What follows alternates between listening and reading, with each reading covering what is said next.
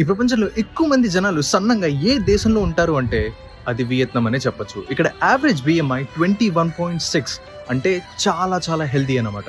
అయితే వీళ్ళు ఇంత హెల్తీగా ఉండడానికి వీళ్ళు ఫుడ్ హ్యాబిట్స్ ఏంటి అని రీసెర్చ్ చేస్తే number 1 rice and vegetables. Same మనలాగే, కాకపోతే వీళ్ళు చాలా తక్కువ పోర్షన్స్లో తీసుకుంటారు.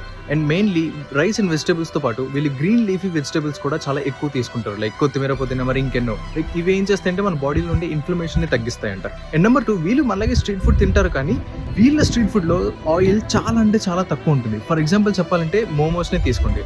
అది ఫ్రై చేసినవి కాదు, జస్ట్ బాయిల్ చేసిన మోమోస్. వీటిలో ఆయిల్ ఆల్మోస్ట్ 0% అనే చెప్పొచ్చు.